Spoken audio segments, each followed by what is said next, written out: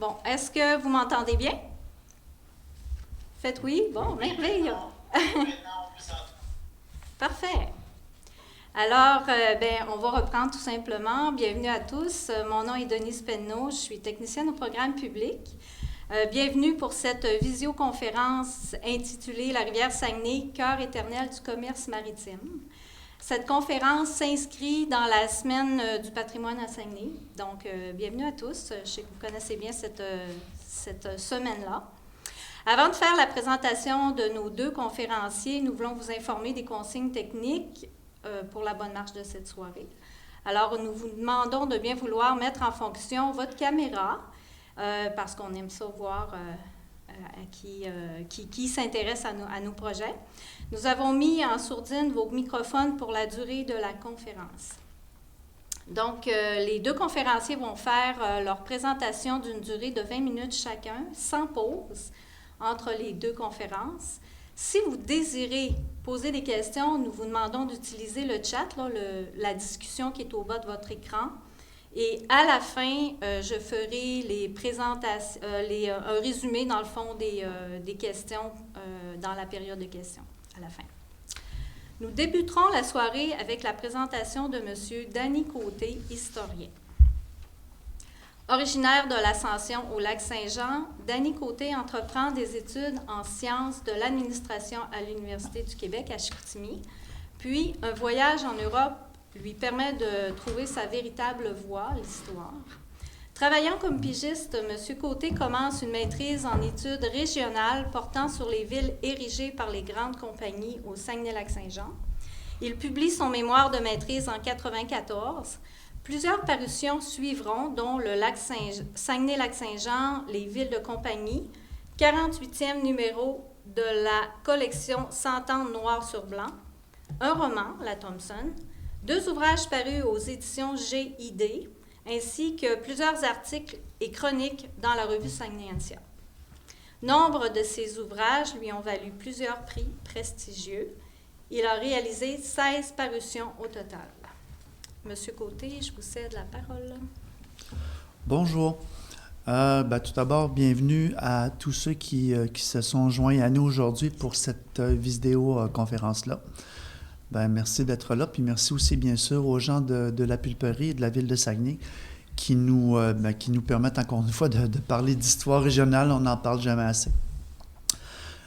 Aujourd'hui, effectivement, on va parler de la rivière Saguenay et du transport par bateau au niveau commercial, parce que ce que vous allez vous rendre compte durant les prochaines minutes, c'est vraiment que c'est le cœur de la région. La rivière Saguenay, c'est le cœur aussi de l'économie régionale. Vous allez vous rendre compte que si on n'avait pas eu la rivière Saguenay, on n'en serait pas au niveau autant urbain qu'économique qu'au niveau de la population. On ne serait pas au même point. Ça ne serait pas la même chose du tout, là. La rivière Saguenay, ça a toujours été la colonne vertébrale vraiment de notre région et c'est encore le cas aujourd'hui. Comme vous allez voir dans les prochaines minutes, puis vous allez voir aussi ensuite, M. Laberge va effectivement confirmer ce fait-là. Ce qui fait que je vais demander aux gens de tourner leur caméra et de partir la présentation. Je vais juste, si vous permettez, installer ma souris.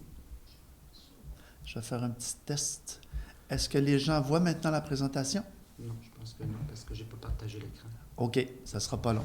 Juste le temps de partager l'écran pour que les gens puissent voir les très belles images qu'on va voir là au cours des prochaines minutes. Ça ne sera pas long.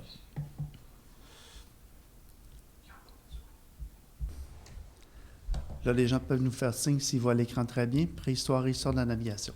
Voilà, on va commencer. Prochaine diapo, s'il vous plaît. C'est bien ici, là? Oui. Tout d'abord, une carte de la rivière Saguenay, vous voyez, qui est quand même pas très jeune, 1744. C'est pour vous montrer un petit peu le fait que la rivière Saguenay, comme je vous disais, c'est vraiment la colonne vertébrale de la région. Moi, je compare un petit peu, dans le fond, la rivière Saguenay à une espèce d'autoroute qui rentre dans notre région. C'est comme si on était sur une île, dans le fond. Est-ce qu'il voit ça? En fait, la période commerciale par rapport à la navigation sur le Saguenay commence dès la préhistoire, donc bien avant l'arrivée des Européens. Je vous rappelle que les Amérindiens qui demeurent au nord ou dans la vallée du Saint-Laurent se réunissaient souvent 2 ou 3 fois par année, entre autres à Chicoutimi et à Tadoussac. Puis là, on faisait des échanges. On échangeait des fourrures contre du grain parce que les Amérindiens de la vallée du Saint-Laurent cultivaient des céréales, etc. Donc, l'aspect commercial de la rivière Saguenay, il date de milliers d'années, en fait. Ensuite, quand il y a eu l'arrivée des Européens, ça, c'est une carte qui a été dessinée par Samuel de Champlain, eux, dans le fond, ils ont découvert dès le 16e, 17e siècle le potentiel commercial de la rivière Saguenay. Et il y a entre autres la traite des fourrures qui va faire que pendant des centaines et des centaines d'années, encore là, la rivière Saguenay va être un lieu de passage important parce qu'on avait ce qu'on appelle les postes de traite. Je vais vous en montrer un, c'est le poste de traite de Chicoutimi. Il y avait plusieurs postes de traite dans la région. Il y avait celui-là, effectivement, de Chicoutimi. Il y en avait un où est aujourd'hui la ville de Desbiens, et il y en avait plus au nord.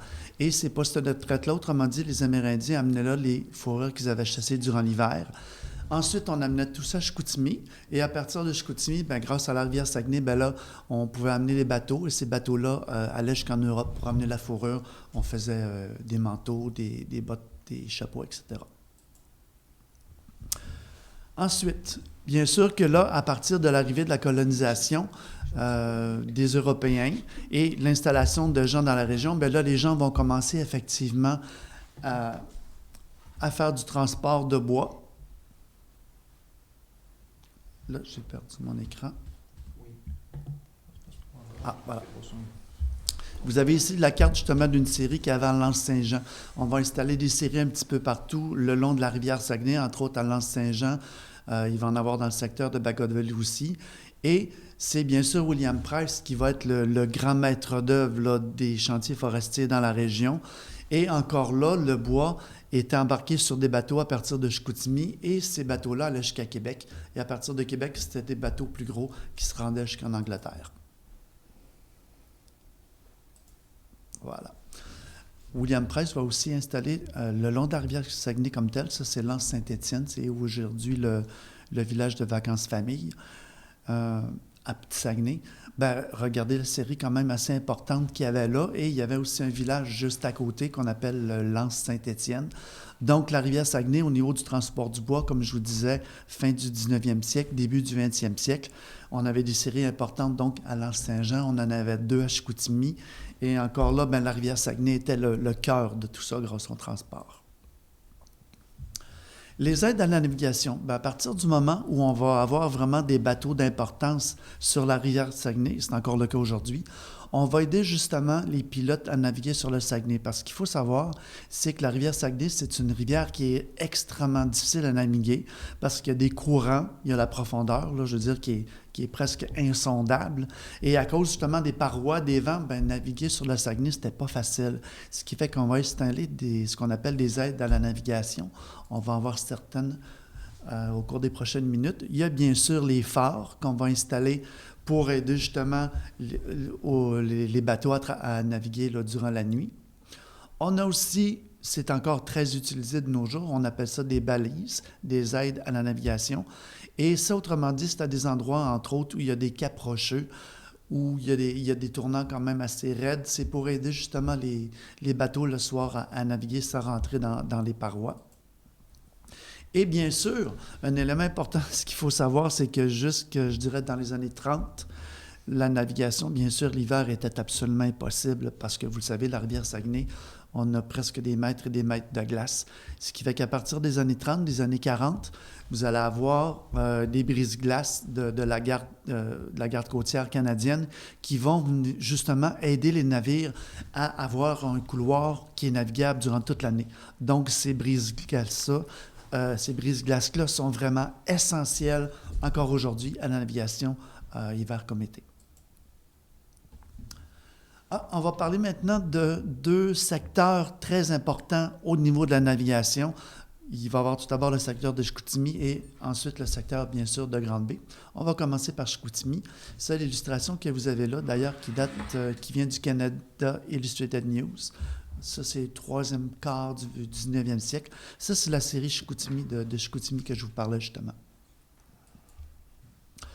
C'est une série qui est quand même importante, qui est à l'embouchure de la rivière Chicoutimi. Puis vous voyez à l'avant-plan, c'est des centaines de milliers de planches de 2 par 4, de 2 par 6, de 2 par 8 qui étaient fabriquées à Chicoutimi et qui ensuite étaient transportées là, par bateau sur la rivière Saguenay, encore là jusqu'à Québec, et ensuite le long du fleuve Saint-Laurent. Vous avez aussi, bien sûr, c'était très important, OK, le long de la rivière Saguenay, à peu près tous les villages avaient leur quai. À Chicoutimi, il y en avait plusieurs. Il y en avait un à Chicoutimi-Nord, il y en avait un à l'embouchure de la rivière Saguenay. Et le quai, vous allez voir, le plus important, c'est où se trouve à peu près la marina aujourd'hui, en bas de la Côte-Salaberry, là, direct en avant de la cathédrale.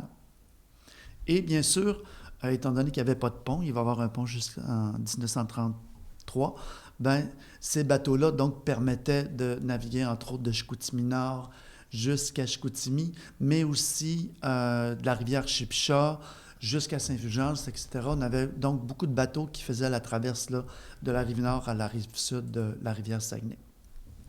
Je vous parlais du quai de Chicoutimi, devant la rue Salaberry. Ça, c'est la première version du quai qui a été construite en 1873.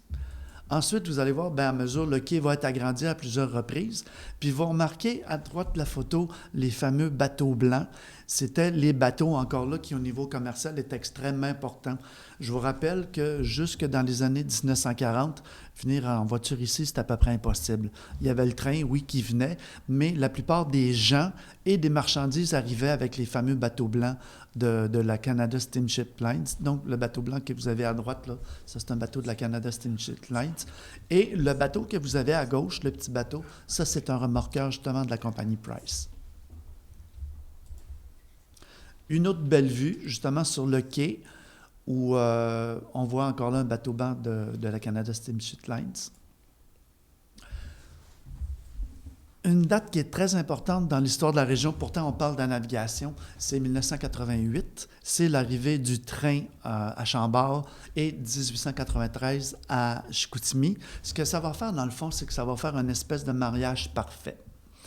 Parce que je vous rappelle que les bateaux, durant l'hiver, ils ne fonctionnaient pas et grâce au train, on va pouvoir recevoir des marchandises à longueur d'année et les bateaux, eux, vont être les compléments, si on veut, au train. Ce qui fait qu'on se servait vraiment des deux modes de transport. Justement, étant donné qu'on avait le quai le plus important de la région à Chicoutimi, on avait des grossistes qui étaient là, juste à côté du quai. Et on va voir les photos, les deux grossistes les plus importants. Vous avez tout d'abord la maison côté Boivin, qui a existé jusqu'à presque dans les années 60. Donc, les grossistes, autrement dit, eux, ils faisaient venir de la marchandise par bateau. Ils arrivaient sur le quai. Et ensuite, ça, ce qu'on voit, c'est les entrepôts, justement, de côté Boivin. À partir de là, tous les marchands généraux qu'il y avait partout, autant au Saguenay qu'au Lac-Saint-Jean, ils s'approvisionnaient chez côté Boivin. On a ici un autre grossiste. Donc, on avait plusieurs de ces grossistes-là et de ces entrepôts-là. Une magnifique photo, si vous voyez là ma petite souris, vous avez le quai ici, justement, qui est le plus important. Vous avez le quai de Chicoutimi-Nord qui est juste là et l'embouchure de la rivière Saguenay, le troisième quai. Donc, Chicoutimi, c'est tellement un endroit important. Il y avait 3 quais quand même majeurs dans la région. Aussi, un autre quai, la photo, je la trouve vraiment belle d'ailleurs, ça, c'est l'embouchure de la rivière du Moulin. On avait aussi un petit quai là, qui était de moindre importance, mais il y avait quand même les bateaux qui venaient dans ce coin-là de temps en temps. Dans les années 30, étant donné que le quai était rendu petit, on va procéder à un agrandissement. Ça fait que vous allez avoir des photos de l'agrandissement du quai. C'est autrement dit la zone du Vieux-Port actuel. Donc, des photos de l'agrandissement. Vous avez une autre photo ici de l'agrandissement. Et ça va donner, ça autrement dit, c'est une partie qui a été prise complètement sur la rivière Saguenay. Et on va installer plusieurs bâtiments là. Vous avez le bâtiment qui sert toujours, qui était réfrigéré à l'époque. Donc, entre autres, le fromage était entreposé là avant de l'envoyer par bateau. Vous aviez aussi la coopérative agricole de Chicoutimi qui avait des installations à cet endroit-là. Une autre belle vue justement sur le quai de Chicoutimi avec en arrière, si vous voyez là, c'est l'ancienne aréna où est aujourd'hui la CITS, le terminus.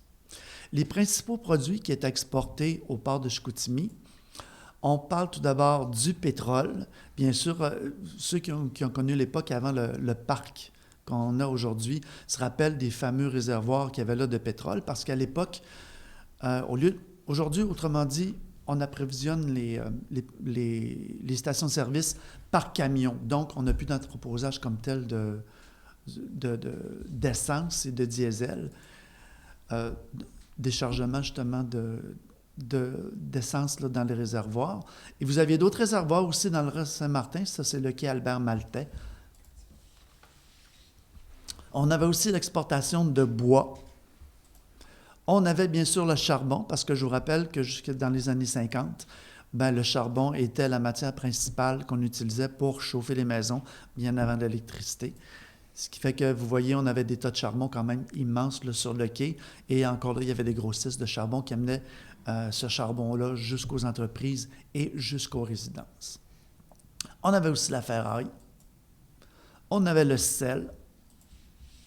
Et vous voyez encore la magnifique photo, c'était une véritable forêt de réservoirs qu'on avait sur ce qu'on appelle aujourd'hui le vieux port de Chicoutimi. Sauf qu'à un moment donné, fin des années 70, on a décidé, c'est M. Laberge qui va en parler, on a décidé dans le fond de démanteler tous ces réservoirs-là. Vous voyez les photos du démantèlement justement des réservoirs. On a vidé complètement le secteur, on l'a assaini, on a pris la terre contaminée et on a fait ce qu'on a aujourd'hui. Ça, vous avez la photo qui date du milieu des années 80. Vous avez donc le port de Chicoutimi, le vieux port dans le fond qu'on a commencé à développer là, fin des années 80, début des années 90. Je vais prendre encore peut-être 2 petites minutes vu qu'on a manqué de temps au début pour parler des installations de la baie des AA. Encore là, bien sûr, la navigation au niveau de la baie des AA, ça date principalement à partir de 1840 à peu près. Vous avez d'ailleurs la magnifique illustration. Vous avez justement un chantier naval ici. Vous avez encore là plusieurs quais à la baie. Vous avez le quai de Saint-Alexis. Vous avez une entreprise où on exportait du bois qu'on appelle la Battle Island. Vous avez aussi, bien sûr, les installations principales de quais sont à Bagotville, où est aujourd'hui le quai d'escale. Fait que vous allez avoir différentes illustrations des installations de Bagotville à travers le temps. Ça, vous voyez, cette photo-là date de 1886. C'est comme je vous dis, c'est où le quai d'escale aujourd'hui. Vous aviez les 2 quais, donc le quai d'escale est là, et le quai qui est à droite, c'est un quai qui appartenait à un homme d'affaires privé qui s'appelle Agésilas Lepage. Et aujourd'hui, d'ailleurs, le quai d'escale s'appelle comme ça, le quai Agésilas Lepage. Encore une autre photo avec les magnifiques bateaux là, qui sont sur la baie. Vous avez aussi les installations de Port-Alfred. Ces installations-là datent de 1915 parce que je vous rappelle qu'à l'époque, à Chicoutimi, on avait une immense pulperie, c'était la plus grosse au monde, et il fallait exporter la pulpe à travers le monde. Au début, c'était un petit peu compliqué. On amenait la pulpe jusqu'à l'embouchure de la rivière Chicoutimi. Là, vous aviez des chalands qui allaient jusqu'à Saint-Fulgence, et là, il fallait transborder, si on veut, les ballots de pulpe sur un bateau, puis après ça, il y avait un plus gros bateau qui partait de Saint-Fulgence. Et à un moment donné, justement, on a construit le quai que vous avez vu tout à l'heure pour justement faciliter l'exportation à partir de la baie. Il y a ensuite, en 1924-25, l'arrivée d'Alcan qui va vraiment galvaniser les installations de Port-Alfred. Vous voyez les installations vraiment à leur apogée, ça c'est dans les années 50. Il faut dire aussi qu'en plus des installations d'Alcan, on avait construit une pulperie chimique. Parce qu'à Chicoutimi, on faisait ce qu'on appelle de la pâte mécanique, donc c'était juste du bois dans le fond qui était râpé. Tandis qu'à Port-Alfred, on en avait une usine de pâte chimique. Donc, au lieu de broyer les fibres avec des meules, on faisait dissoudre, si on veut, le bois dans de l'acide. Et ça, c'est en mélangeant, dans le fond, la pâte chimique et la pâte mécanique qu'on fabriquait du papier. Je voulais vous rappeler aussi qu'à l'époque, ça c'est spécial, la plupart du bois qui utilisait l'usine de Port-Alfred, l'usine de pulpe, c'était des goélettes, comme vous voyez, qui transportaient le bois. Et on avait des centaines de milliers de bio qui flottaient comme ça sur la rivière Saguenay. Et encore là, pour l'exploitation de la pulpe, vous voyez les tas de pulpe là, vraiment incroyables. À partir de Port-Alfred, c'était vraiment super facile. On avait aussi l'exportation de papier, parce qu'on avait bien sûr plusieurs usines de papier dans la région, entre autres Riverbend, Kenogami. Et on amenait donc les rouleaux de papier jusqu'à Port-Alfred. Et ensuite, on embarquait les rouleaux de papier sur des bateaux, puis ensuite, on allait un petit peu partout dans le monde. Même chose pour l'exportation de lingots. Vous avez à droite les petits lingots et vous avez à gauche les lingots plus gros. Vous voyez justement l'embarquement de lingots plus gros à travers sur des bateaux. On avait aussi, ça c'est vraiment intéressant comme photo, les gens sont en train de faire des sondages. Ça, c'est des barils de mélasse qu'on recevait à Port-Alfred, puis pour tester que c'était vraiment de la mélasse, puis on en prenait 3 ou 4 au hasard, puis on faisait des sondages pour savoir si c'était effectivement de la mélasse qu'on avait. Et bien sûr, l'importance commerciale, comme je vous disais, vous aviez les bateaux blancs qui apportaient de la marchandise, et vous avez justement un magasin général qui était venu chercher de la marchandise au quai de Port-Alfred, qui avait chargé son camion. Donc, on a fait un tour rapide. C'est sûr que j'aurais pu en parler beaucoup plus longtemps, mais c'était pour vous faire comprendre tout simplement que la rivière Saguenay, le titre le dit, c'est le cœur commercial de la région.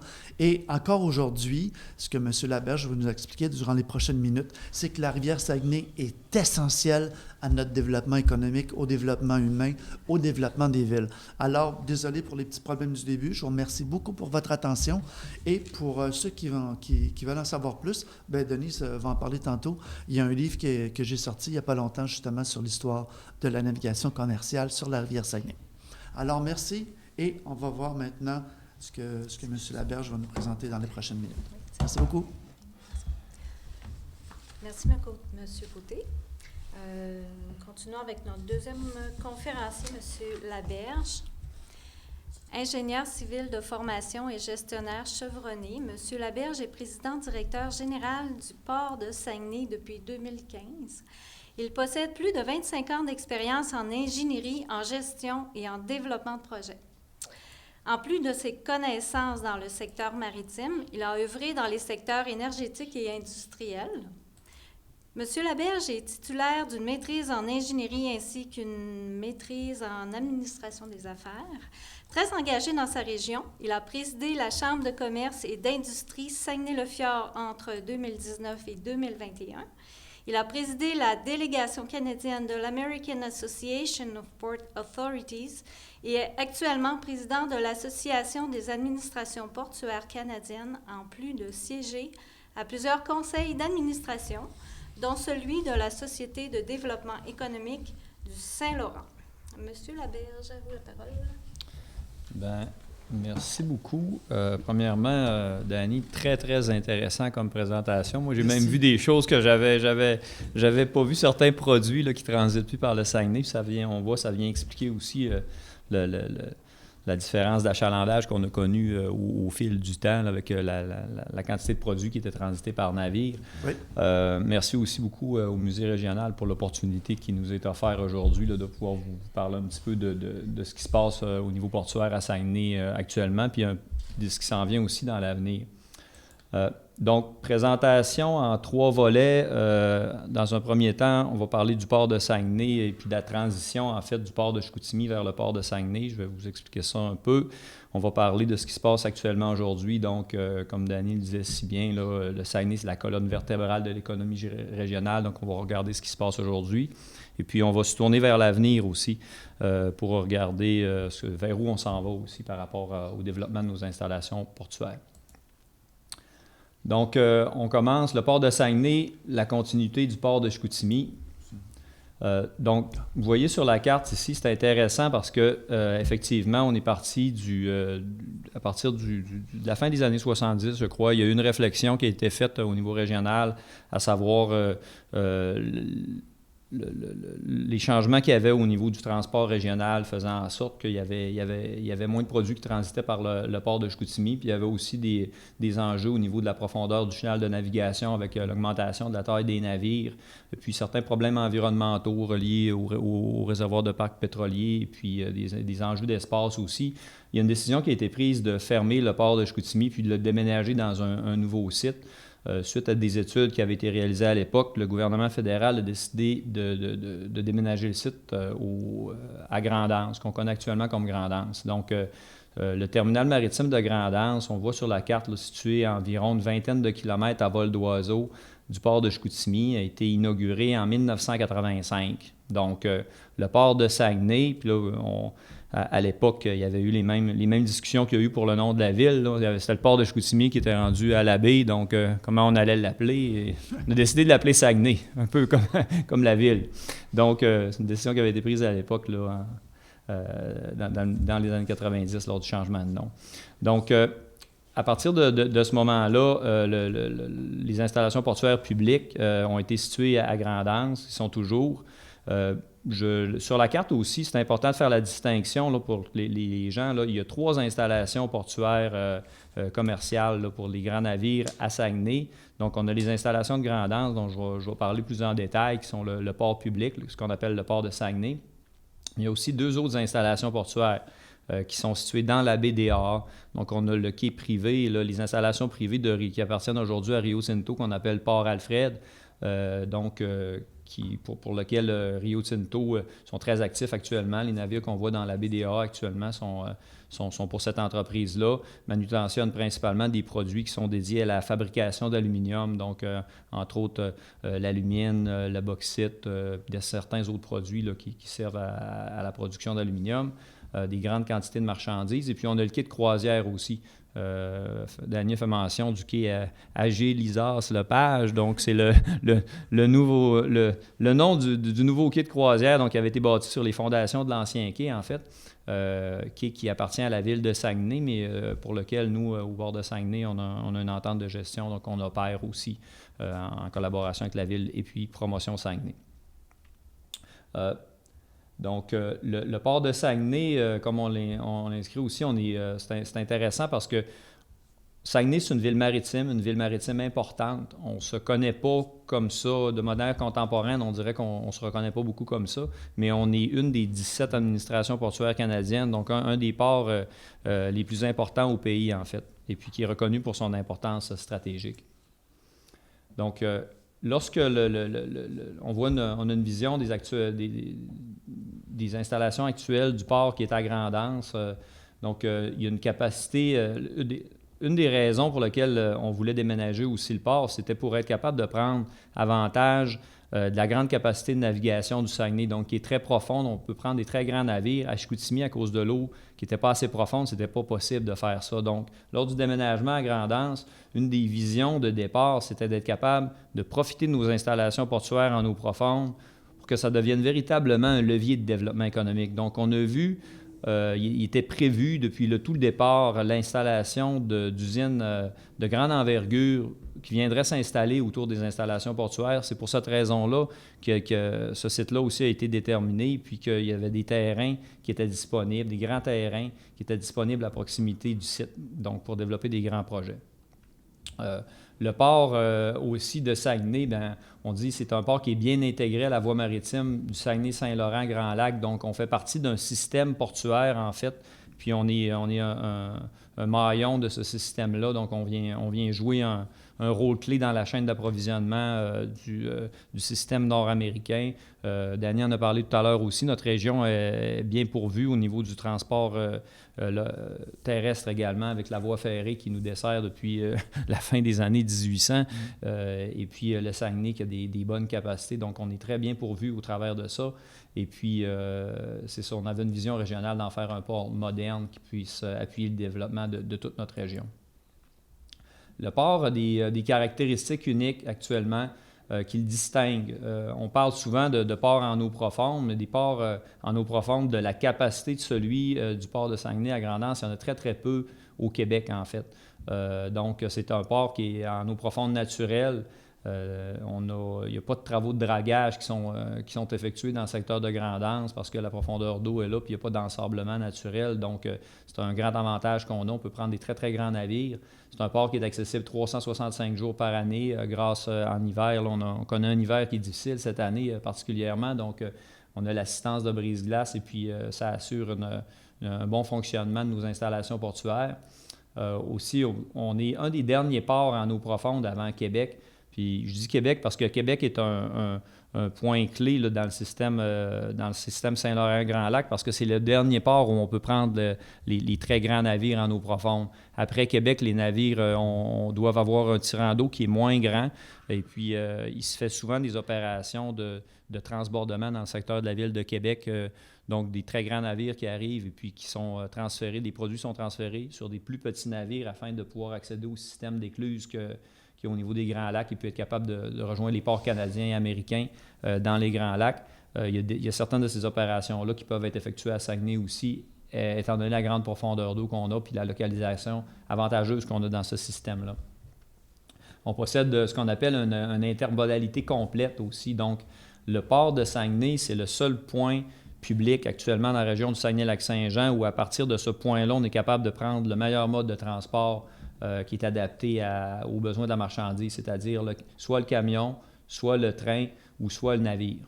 Donc, c'est pour ça qu'on dit que c'est un site qui est complètement intermodal. Puis on aime beaucoup dire qu'on n'est pas très loin de la base de Bagotville non plus, donc capable de prendre l'avion rapidement aussi.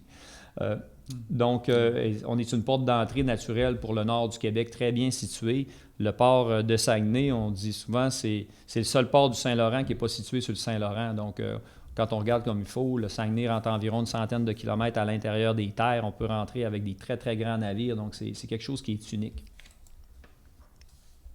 La colonne vertébrale de l'économie régionale,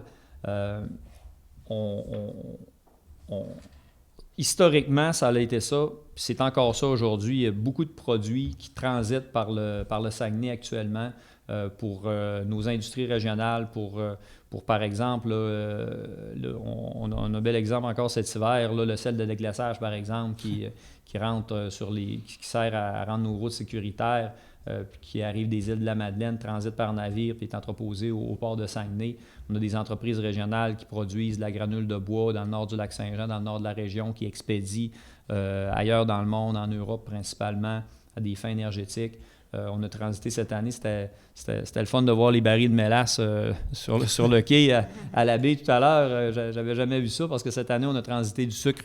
Donc, des grandes quantités de sucre qui ont transité par Saguenay cette année, qui est à destination des Grands Lacs aussi. Évidemment, des produits d'aluminium pour le client Rio Tinto. Donc, lorsqu'il y a de l'aluminium qui transite, ça transite par chez nous. Pour l'industrie des pâtes et papiers, d'autres intrants essentiels. Aussi, on a une base industrielle qui est forte ici au Saguenay-Lac-Saint-Jean. Donc, on a des entreprises qui produisent des pièces de grand gabarit, des équipements industriels qui peuvent vendre un peu partout dans le monde. Donc, on a des fabricants comme, pour ne pas en nommer, là, les Proco, Canmec, Charles Paul de ce monde qui peuvent avoir des contrats et puis expédier à partir du port de Saguenay. Donc, ça fait de nous, en fait, aussi, je parlais de la granule de bois. On est dans la plus grande région forestière du Québec. On est aussi le plus important port d'exportation de biomasse forestière à des fins énergétiques au Québec.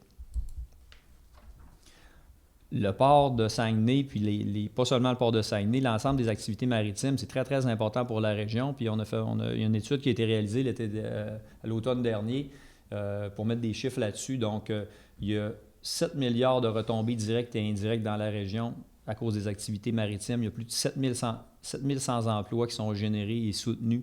Il y a des biens qui transitent de manière annuelle d'une valeur de 900 millions sur la rivière Saguenay. Donc, c'est énorme. Et puis, on dit que de manière générale, les chiffres dans l'industrie maritime, c'est très, très important. 80% de tous les biens de consommation dans le monde sont estimés à être transportés par navire à un moment ou l'autre de leur parcours. Des exemples de navires qui naviguent sur le Saguenay, des différents types, là, rapidement. On parle des fois les navires qui vont dans les Grands Lacs, qui ont à passer dans les écluses, on les appelle des laquiers. Donc, c'est des navires qui ont exactement la forme des écluses. C'est des navires qui sont assez longs, qui sont assez minces aussi, et puis qui sont vraiment optimisés pour les écluses. C'est ce qu'on voit en haut à droite de la figure. Des navires de cargo général, ça ressemble à ce qu'on voit en bas à droite. Et puis des navires plus de type vraquier, donc pour prendre différents matériaux en vrac en haut à gauche. Et puis évidemment, les navires de croisière qu'on espère pouvoir revoir en grand nombre à Saguenay dès cette année. si les choses veulent se dérouler correctement. Coup d'œil vers l'avenir, le port puis nos installations portuaires vont être sont encore une clé du développement responsable au niveau du Saguenay-Lac-Saint-Jean. On le disait tout à l'heure, une des caractéristiques qu'on a qui nous rend uniques, c'est les terrains industriels et la capacité de développer des grands projets autour de nos installations portuaires. Étant donné que la plupart des ports sont encore aujourd'hui dans le centre des villes, bien, il n'y a pas beaucoup de possibilités de développement autour de ces endroits-là. Le port de Saguenay est unique parce qu'il a été déménagé, parce qu'il y avait une vision régionale de développement qui a été faite autour de ça. Si bien qu'aujourd'hui, on se retrouve avec l'équivalent de 2500 terrains de football de superficie qui est disponible pour du développement industriel de grande envergure autour du port de Saguenay actuellement, qui est la propriété de l'administration portuaire, puis qui a les zonages adéquats. C'est fait en concertation avec la ville de Saguenay, avec le gouvernement du Québec. Donc, c'est un grand avantage qu'on a.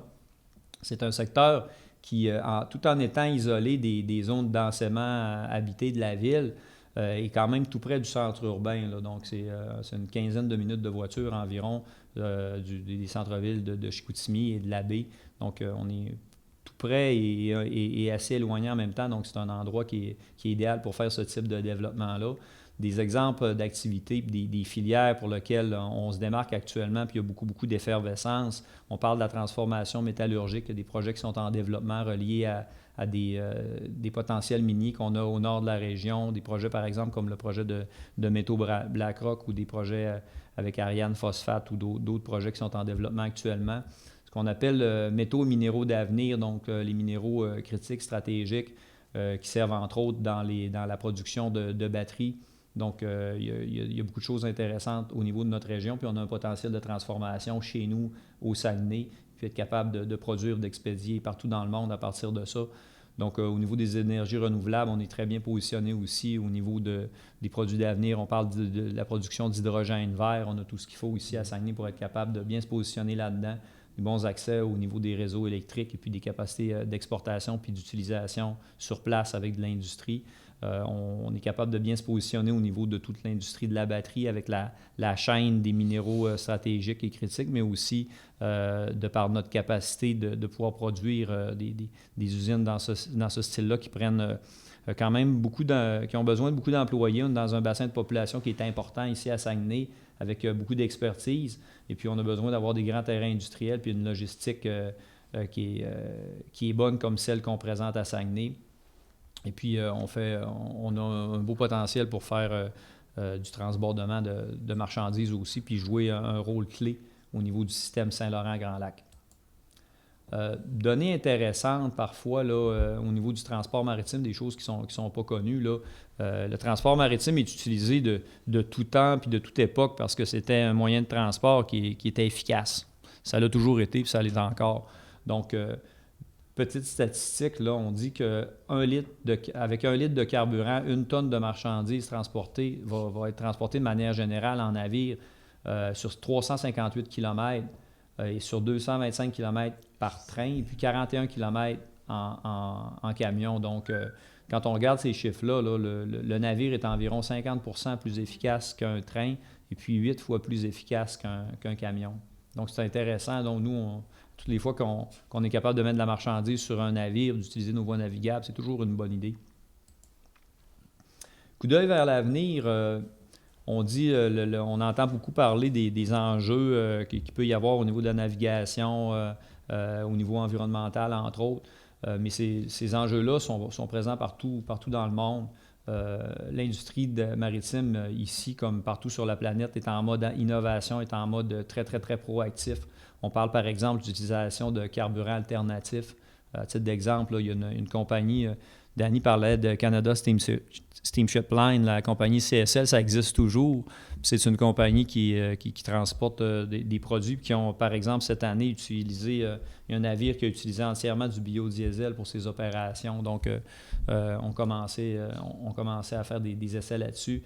Beaucoup d'efficacité énergétique qui se fait. Réduction du bruit sous-marin, des trucs qui sont très, très importants. Et puis, beaucoup de travaux qui se font ici au Canada là-dessus avec l'industrie, mais avec les centres de recherche aussi. des innovations technologiques qui permettent d'avoir des peintures aussi avec des coques spéciales qui les rendent plus, je veux dire, glissantes là, dans l'eau afin d'éviter la friction. Et puis, le port de Saguenay ne fait pas exception avec notre zone industrielle ou portuaire où on vise à être un modèle de développement durable et puis d'accueillir les industries qui vont être les plus performantes puis de le faire de la meilleure façon, étant donné qu'on est capable de faire ça au Saguenay. Donc, ce qu'on vise, c'est de vraiment se servir de notre avantage maritime pour créer un espace de développement industriel qui va être intelligent, qui va être bien intégré dans son environnement, et puis de faire ça avec une approche d'éco-conception pour laquelle on a beaucoup d'expertise ici dans la région, puis de s'assurer qu'on va être capable d'optimiser les cycles de vie de chaque projet. Donc,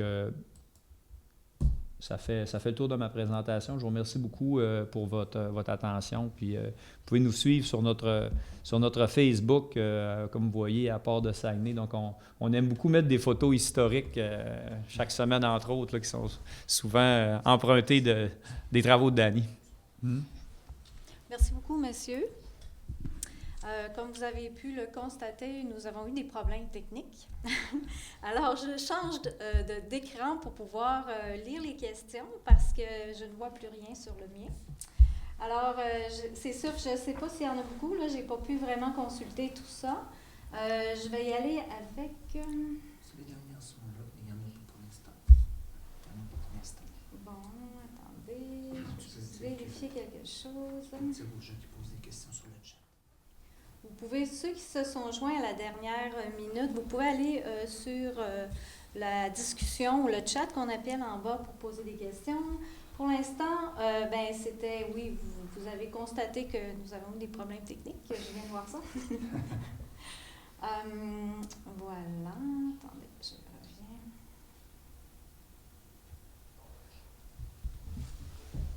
Bon, on va attendre les questions. Je vais, en attendant de voir s'il y a des gens qui veulent poser des questions.